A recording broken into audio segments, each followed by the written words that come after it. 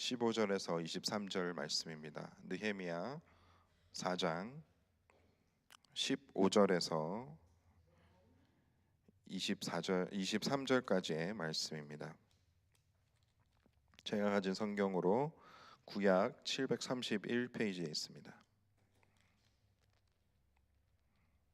저와 여러분이 함께 교독하시고 마지막 23절 말씀은 한 목소리로 읽겠습니다. 우리의 대적이 우리가 그들의 의도를 눈치챘다 함을 들으니라. 하나님이 그들의 꾀를 패하셨으므로 우리가 다 성에 돌아와서 각각 일하였는데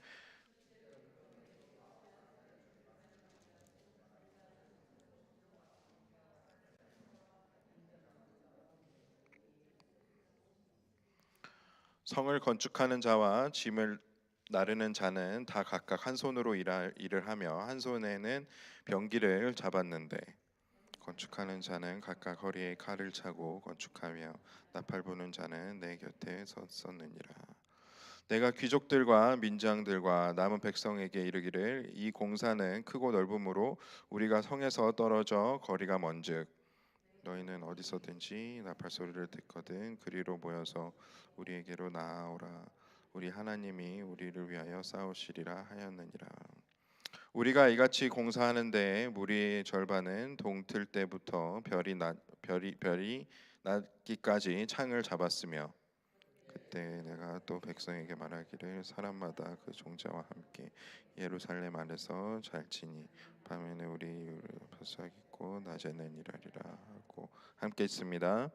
나나 내 형제들이나 종자들이나 나를 따라 파수하는 자들이나 우리가 다 우리의 옷을 벗지 아니하였으며 물을 기르러 갈 때에도 각각 병기를 잡았느니라. 아멘. 느헤미야가 계속해서 성벽을 재건하기 위해서 최선을 다하고 있는 장면입니다. 그런데 느헤미야가 이렇게 성벽을 건축함에 있어서 수많은 어려움들이 도사리고 있고 계속해서 진행되고 있음을 또한 저희들은 함께 보게 됩니다. 외부적인 공격도 있고 그리고 내부적인 공격들도 앞으로 일어날 텐데 특별히 이때 느헤미야가 어떠한 마음으로 어떠한 지혜를 갖고 이 어려움들을 대처하고 또 헤쳐나가는지가 저희들에게는 너무나도 귀한 교훈이 되고 있음을 저희들이 알아야 할 것이고 계속해서 이 말씀들을 묵상해 나가면서 느헤미야의 어떤 그 지혜를 저희들이 본받고 또 따라갔으면 좋겠습니다. 이 느헤미야의 대적들은 7절에도 나오지만 산발락과 도비아와 아라비아 사람들과 암몬 사람들과 아스돗 사람들이 이 예루살렘의 성을 다시 건축하는 것을 굉장히 못마땅해하고 그것을 방해하고 또 이스라엘 사람들을 공격하기 위해서 또 도사리고 있음을 또 저희들이 볼 수 있습니다. 그 이스라엘 사람들의 대적자들의 계획은 이스라엘 백성을 공격해서 성벽 재건을 하지 못하도록 하는 것이 결국 그들의 목적입니다. 그래서 계속해서 괴롭히기도 하고 되게 술수를 써서 그들이 의욕을 없애려고 하고 있고 또 그들 안에 문제들이 발생을 하도록 계속해서 작전을 펴는 것을 또 볼 수 있습니다. 이렇게 우리의 삶 안에도 우리가 하나님께서 맡겨주신 일들을 감당할 때에는 수많은 방해가 있을 수밖에 없습니다. 그것이 외적인 방해든 내적인 방해든 사실 우리가 그 원인들을 찾아 나가다 보면 너무나도 많은 원인들이 발견이 되는데 사실 그 근본 안에는 우리가 하나님의 뜻을 이루지 못하도록 방해하는 사탄의 역사임을 저희들이 알아야 하는 것이죠. 느헤미야도 물론 선지자로서의 역할을 하고 있지만 그는 뭐 대단한 선지자였거나 그런 것이 아니었고 영적 종교 지도자였던 것은 아니었고 일반 평신도 리더로서 그가 굉장히 굉장한 또 행정력을 발휘하면서 이때 특별히 하나님께서 성벽을 건축하는 데에 이 느헤미야를 사용하셨음을 저희들이 보고 있습니다. 그가 얼마나 능력이 있었고 또 지혜로운 리더였는지를 우리가 잘 또 알 수 있는 부분들이 말씀을 통해서 나오는데요. 함께 살펴보기를 원합니다. 이 느헤미야가 그 외부에 있는 적들이 이스라엘을 공격할 것이라는 그것을 알게 됐을 때에 느헤미야가 첫 번째로 한 것은 무엇이었습니까? 이 오늘 구절들 이전에 저희들이 발견을 할 수 있듯이 그가 했던 것은 바로 기도였습니다. 그는 단 한 번도 하나님을 의지하지 않고 그가 해야 하는 것을 행했던 사람이 아니었고 하나님께 기도하면서 그 도움을 구했던 그런 지도자였습니다. 그렇기 때문에 우리가 우리의 삶에 문제가 발생을 했을 때 영적 공격이 있을 때에 우리가 가장 먼저 반응을 보여야 하는 영역은 바로 기도의 삶으로 돌아가는 것입니다. 우리가 기도 없이는 하나님과 소통할 수 없고 하나님과 함께 동행할 수 없음을 우리가 알아야 하는 것이죠. 그리고 두 번째로 느헤미야가 했던 것은 바로 하나님께서 이스라엘 사람들에게 그 맡겨주신 그 것들을 잘 이룰 수 있도록 공동체를 잘 만드는 것이었습니다. 분명히 하나님께서 이스라엘 사람들에게 이 성벽을 재건하는 것을 맡겨 주셨을 텐데 그것을 실제로 이루기 위해서는 수많은 행정 능력이 필요한 것을 우리는 보게 됩니다. 특별히 공격이 들어오게 됐을 때에 이 느헤미야가 어떻게 반응을 했는지를 살펴보게 되면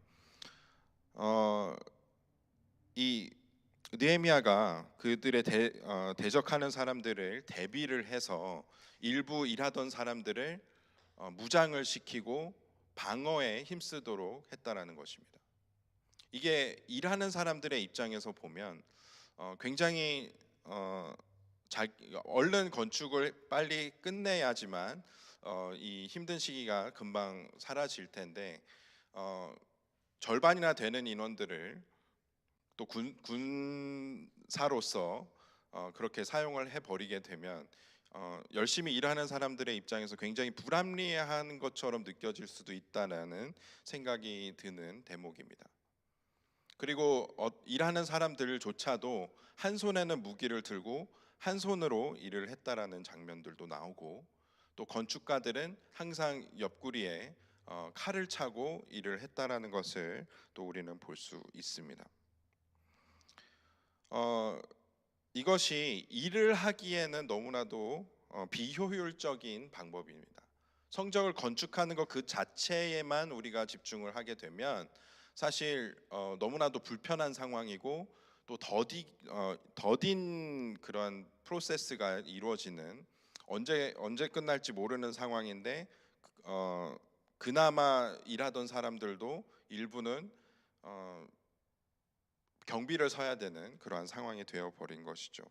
그리고 밤낮을 가리지 않고 경계를 해야 하는 그러한 상황입니다. 이 상황만 놓고 봤을 때는 이 일하는 사람들이 굉장히 지칠 수밖에 없고 또 정신적으로도 굉장히 힘들 수밖에 없는 상황입니다. 근데 그럼에도 불구하고 느헤미야는 방어에 신경을 썼다라는 것이죠. 언제 공격해 들어올지 모르는 그 적들에 대비해서 방어에도 힘쓰는 한편 또 건축에도 그가 멈춤이 없었던 것을 우리는 볼 수가 있습니다. 이렇게 느헤미야는 앞으로 있을지도 모르는 공격에 대비해서 능동적으로 방어하는 사람이었습니다. 물론 그가 하나님을 의지하지 않고 자기 하나님이 해주실 것을 신뢰하지 못해서 너무나도 걱정이 돼서 그가 대비책을 세웠다라는 얘기가 아닙니다. 느헤미야는 분명히 하나님께 기도하면서 도움을 구했고 또 하나님께서 이 싸움을 싸우실 것에 대한 분명한 신뢰가 있었습니다. 하나님을 향한 믿음을 잃어버리지 않은 채로 공격에 대비해서 방어책을 세웠다라는 것이죠. 그것을 우리가 살펴볼 때에 우리는 우리가 해야 할 그 목적에만 어떤 그게 사역이 되었건 하나님께서 맡겨주신 일이 되었건 그것을 이루는 것에만 집중을 하다 보면 그 외의 것들을 우리가 살펴보지 못하게 되는 실수를 저지르게 됩니다. 그랬을 때에 우리는 언제 어떻게 우리의 가장 연약한 부분으로 사단의 공격이 들어올 텐데 그것을 우리가 방어할 능력이 없다면 그것에 무너져 버리고 마는 일이 발생을 할 수 있다라는 것이죠. 우리가 하나님을 신뢰하면서 하나님께서 해주실 것을 또 믿으면서 나아가는 것은 중요하지만 우리 공동체 안에 내부적으로 또 외부적으로 들어올 수 있는 그런 공격들에 대해서 대비하지 않는 것은 굉장히 어리석은 일이라는 것을 이 느헤미야 말씀을 통해서 우리는 발견을 할 수 있게 되는 것입니다. 이 선교에 대해서 이야기를 할 때 보통 우리가 보내는 선교도 있고 또 가는 선교도 있다라고 이야기를 합니다. 그리고 보내는 선교에 대해서 이야기를 하자면 재정으로 후원을 하는 분들도 계실 거고 또 기도로서 나가 있는 선교지로 나가 있는 사람들을 위해서 기도함으로 선교에 참여하시는 분들도 분명히 계십니다. 그리고 실제적으로 그 선교지에 나아가서 복음을 전하는 그런 프런트 라인에 가셔서 열심히 사역을 하시는 분들도 존재를 합니다.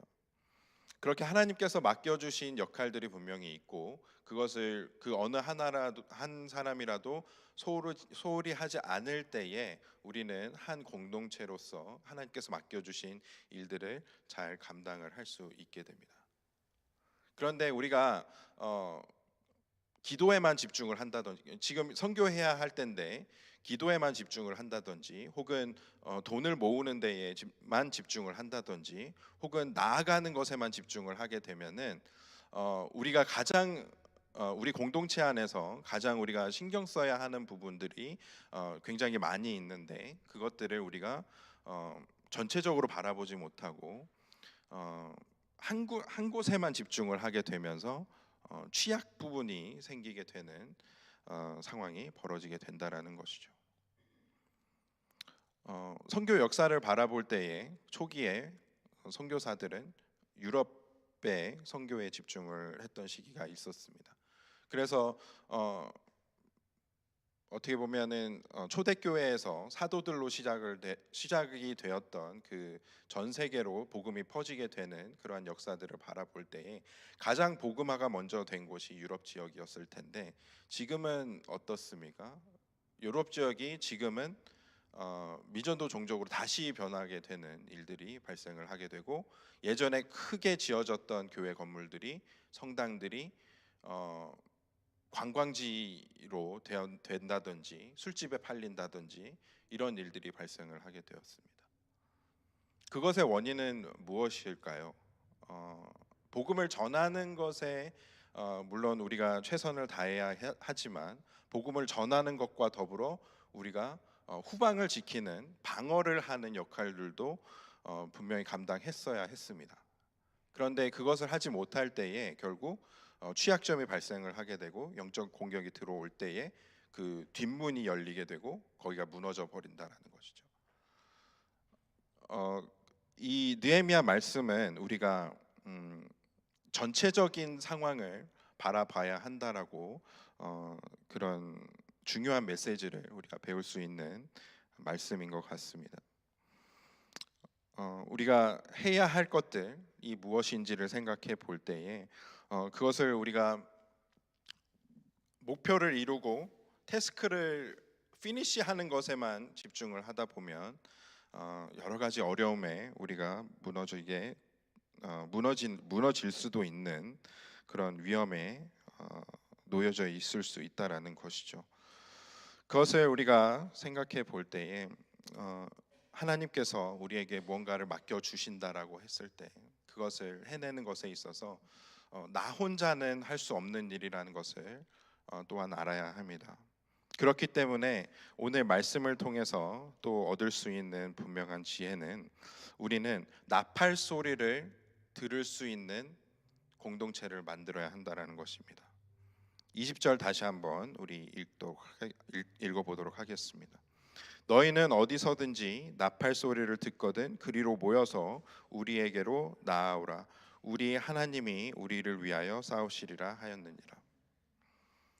어디서 문제가 발생을 하면 어디 한 군데서 문제가 발생을 하면 모두가 다 흩어져 있는 상황이기 때문에 그것에 빠르게 대처하기 위해서는 서로 나팔을 불고 나팔을 들을 수 있는 공동체가 되어져야 합니다. 그래야만 그런 신호가 발생을 했을 때 그곳에 다시 우리가 딱 우리의 힘을 집중을 해서 그 문제를 해결하고 또 흩어져서 각자의 또 일들을 감당을 해야 한다라는 것이죠. 이게 굉장히 중요한 영적인 원리라고 생각을 합니다. 어떤 한 공동체가 있을 때에 그 공동체가 감당해야 하는 일들은 참 많이 있습니다. 그런데 그것이 그 모든 일들을 한 사람 혼자서 감당을 할 수 없고 우리가 각자의 맡겨진 대로 나눠서 일들을 감당을 해야 할 텐데 그 어느 곳에서든 급한 일이 급한 상황이 벌어지게 되면 우리가 그곳에 그 문제가 발생을 한 곳에 함께 모여서 또 영적인 싸움을 영적인 전쟁을 또 치러내는 그런 공동체가 되어져야 한다라는 것이죠.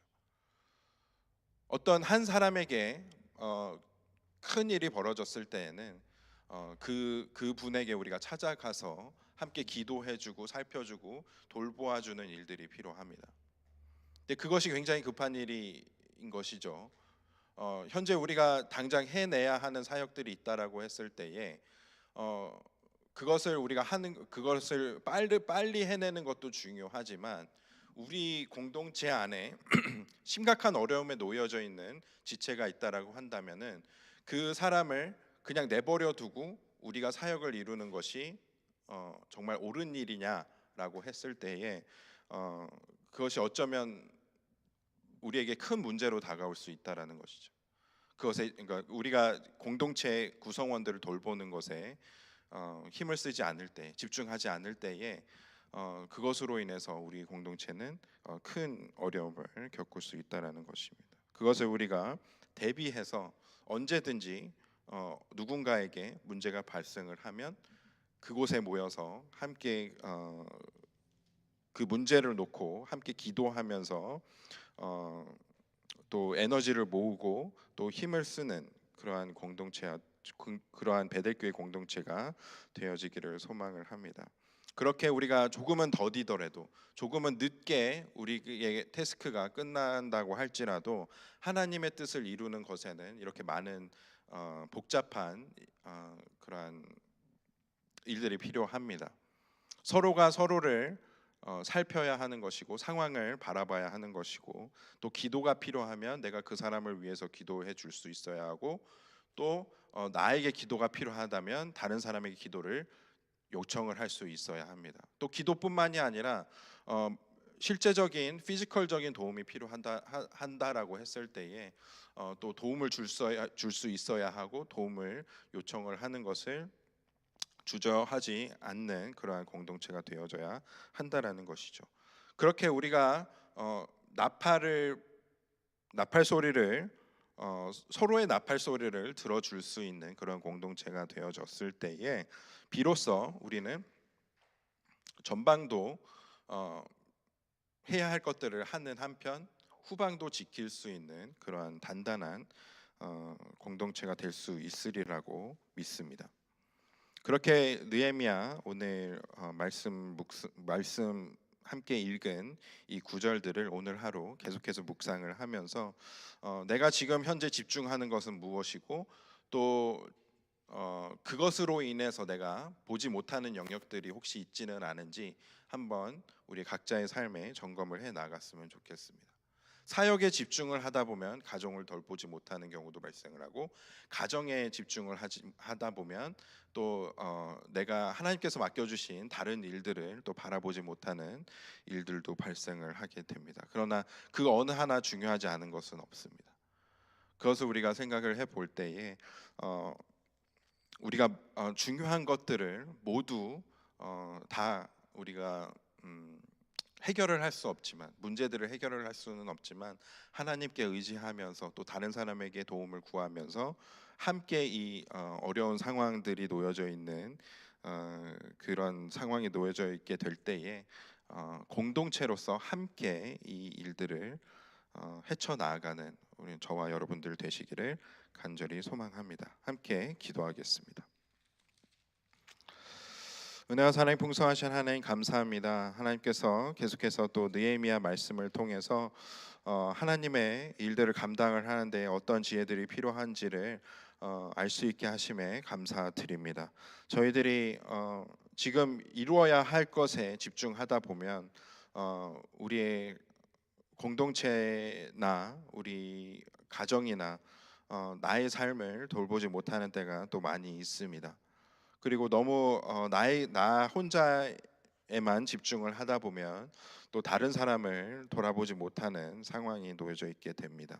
하나님, 그러한 저희들에게 지혜를 허락해 주시고 또 우리에게 필요한 동역자들을 허락해 주셔서 이 모든 것들을 또 효과적으로 잘 해내는 저희들이 되게 해주시고, 정말 베델교회 수많은 사역들을 하나님께서 허락하셨는데 그것을 감당하기에 부족함이 없는 저희 베델교회가 될 수 있도록 은혜 베풀어 주시고 함께 해 주시옵소서. 이를 위해서 기도를 멈추지 않는 베델교회가 되게 해 주시고 또 예배를 멈추지 않는 베델교회, 또 어, 구제와 또 섬김을 멈추지 않는 교회, 또 선교를 멈추지 않는 교회가 될 수 있게 하나님께서 역사해 주시고 함께 해 주시옵소서. 그렇게 저희들을 인도해 주실 줄로 믿고 감사드리며 예수 그리스도의 이름으로 기도드렸습니다. 아멘. 하늘에 계신 우리 아버지여, 이름이 거룩히 여김을 받으시오며 나라의 임하옵시며 뜻이 하늘에서 이루어진 것 같이 땅에서도 이루어지이다. 오늘날 우리에게 일용할 양식을 주옵시고 우리가 우리에게 죄 지은 자를 사하여 준 것 같이 우리의 죄를 사하여 주옵시고 우리를 시험에 들게 하지 마옵시고 다만 악에서 구하옵소서. 대개 나라와 권세와 영광이 아버지께 영원히 있사옵나이다. 아멘.